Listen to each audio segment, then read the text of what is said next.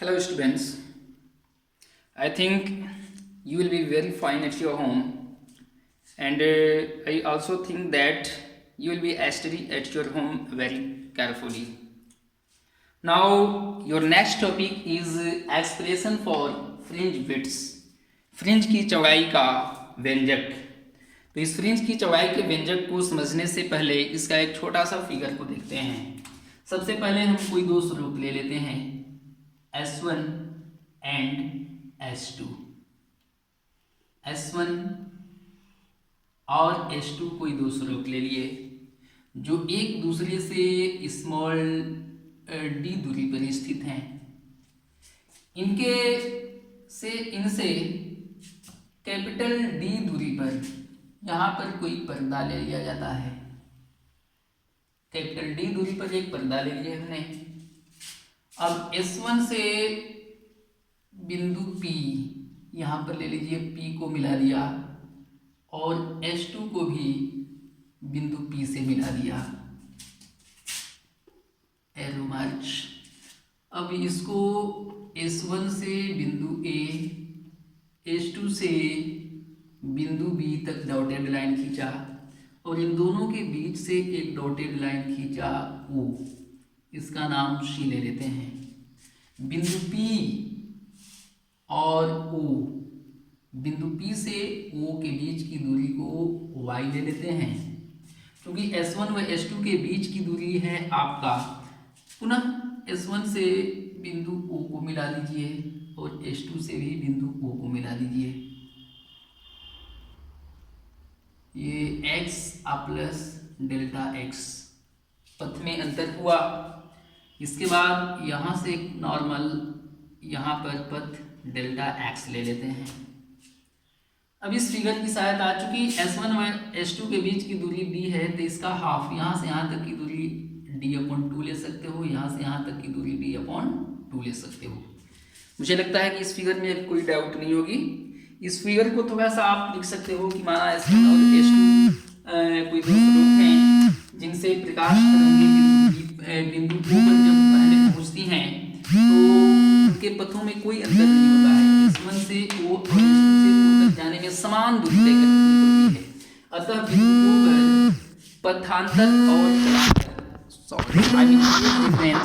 और phase difference और पथ डिफरेंस।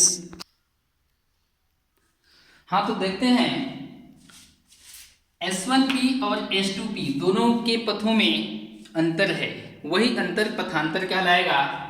उस पथांतर को डेल्टा x से सूचित कर सकते हो। डेल्टा x बराबर अधिक है S2P, तो लिख सकते हैं S2P minus S1P, that is equation number first. अब यहाँ से ट्रायंगल को लेकर के आपने S1P S2P के मान को निकाल सकते हैं। सो कहोगे now in right angle triangle, S2BP, S2 यहाँ ले लेते हैं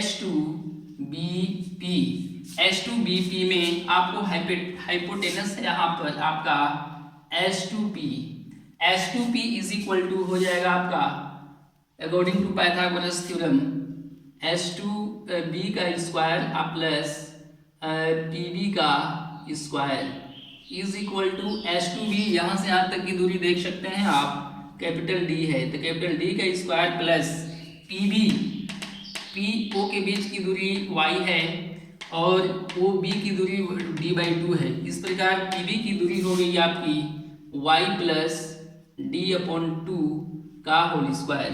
इन दोनों में से आप चाहें तो d को कॉमन ले सकते हैं, तो आपका बच जाएगा 1 प्लस y प्लस d/2 का whole square upon d square. इसको गुना करके हल करेंगे तो पुनः यही चीज प्राप्त हो जाएगा, होल पे पावर 1/2 जो कि अंडर रूट है। अब इस प्रकार इसको अब यहाँ अकॉर्डिंग टू बाइनोमियल थ्योरम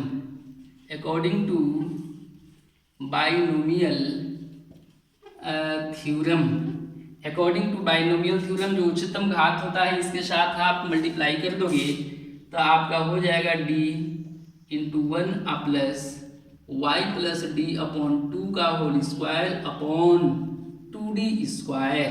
अब इससे गुना कर देते हैं तो हो जाएगा d plus y plus d upon 2 का होल स्क्वायर अपॉन, यहाँ पर हो जाएगा d प्लस डी अगुने, यहाँ हो गया 2d स्क्वायर, एक ये d और एक ये d कैंसिल हो गया। इस प्रकार आपको H2P का वैल्यू निकल गया y प्लस डी अपॉन 2 का होल स्क्वायर अपॉन 2d। इस प्रकार H2P का वैल्यू आपने निकाल दिया।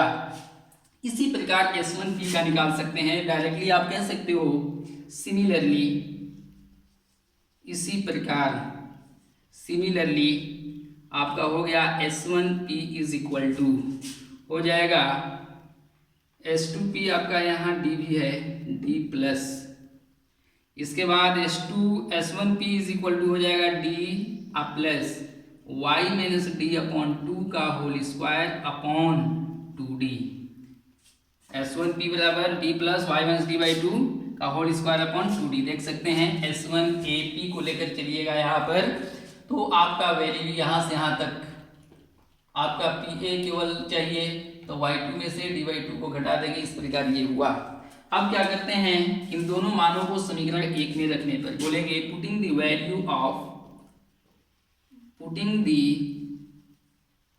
Value of S1P and H2P in equation first.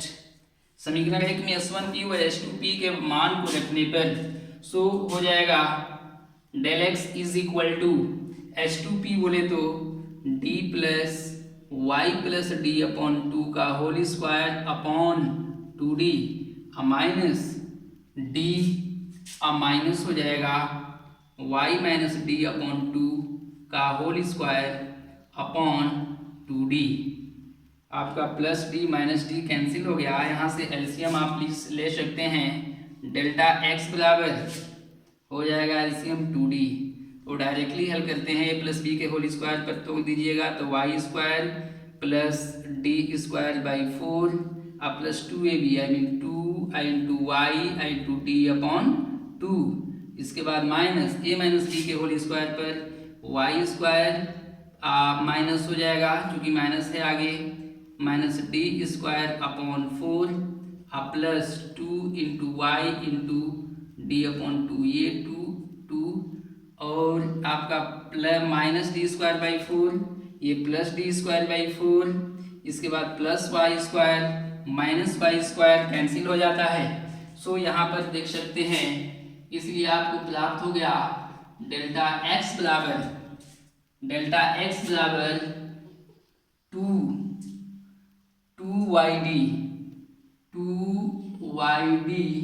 Upon 2d, 2 cut गया, इसलिए डेल एक्स बराबर प्राप्त हो गया आपको yd अपॉन d।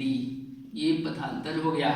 क्योंकि हमें फ्रिंज की चौड़ाई चाहिए तो अब क्या करते हैं, यहाँ दो फ्रिंज है, दीप्त फ्रिंज और अदीप्त फ्रिंज होता है। जहाँ ब्राइट होता है वहाँ दीप्त, जहाँ डार्क होता है अदीप्त। तो दोनों ही स्थितियों में सेम चीज आएगा।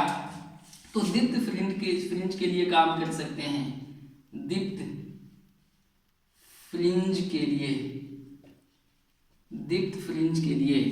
तो दीप्त फ्रिंज कब होता है, कहिएगा कि दीप्त फ्रिंज होगा या दीप्त फ्रिंज होता है जब पथांतर लेम्डा का समभुज हो, पथांतर लेम्डा का समभुज हो।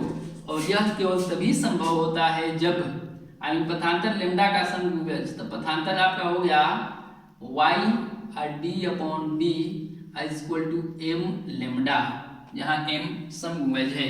यहाँ से y का मान निकालना चाहेंगे आप तो y इज इक्वल टू आपका क्या हो जाएगा, मुझे लगता है कि y इज इक्वल टू आपका हो गया m lambda d upon small D, m lambda d upon small D. ये हो गया आपका y का वैल्यू, दोनों p और o के बीच की दूरी। अब क्या करते हैं, यहाँ देखिएगा if m is equal to 1 हो जाए, इसलिए y1 बराबर आपका हो जाएगा lambda d upon small d. If y m is equal to 2 हो जाए, इसलिए y2 बराबर आपका 2 लेमडा डी अपॉन डी हो जाएगा। अब क्या करते हैं, इसी प्रकार आगे डॉट डॉट डॉट डॉट आप निकाल सकते हैं। अब यहाँ से हमें फ्रिंज की चौड़ाई चाहिए, फ्रिंज की चौड़ाई, फ्रिंज की चौड़ाई इसे बीटा द्वारा सूचित किया जाता है। कहिएगा कि किन्हीं दो क्रमागत दीप्त फ्रिंजों के बीच की जो दूरी होती है वो फ्रिंज की चौड़ाई कहलाती है और इसे बीटा द्वारा सूचित किया जाता है। अर्थात फ्रिंज की चौड़ाई बीटा इज इक्वल टू हो गया आपका y2 माइनस y1। अब y2 है आपका 2 lambda D upon D minus lambda D upon D, दोनों में से घटा देंगे। यहाँ पर देख लेते हैं, साफ दिख रहा होगा, इसलिए घटा दीजिएगा तो बीटा का वैल्यू आ जाएगा आपका केवल lambda capital D upon D. यही हो गया आपका फ्रिंज की चौड़ाई का व्यंजक। और दीप्त फ्रिंज के लिए निकालेंगे तो उसके लिए भी सेम यही कंडीशन आता है, लेमडा डी अपॉन डी, जहाँ बीटा फ्रिंज की चौड़ाई हुआ, लेमडा इन तरंगों का तरंगदैर्घ्य हुआ, डी स्रोत और पर्दे के बीच की दूरी हो गई और स्मॉल डी दोनों स्रोतों के बीच की दूरी हो गई। इस प्रकार ये आपका कंप्लीट हो गया वेव ऑप्टिक्स का पहला टॉपिक। अब नेक्स्ट क्लास में हम लोग सीखेंगे वेव ऑप्टिक्स का दूसरा टॉपिक जिसका नाम है डिफ्रैक्शन एंड पोलराइजेशन। सो उस टॉपिक को आप पढ़कर रेडी रहेंगे, उसको कल से समझेंगे। That's all, bye.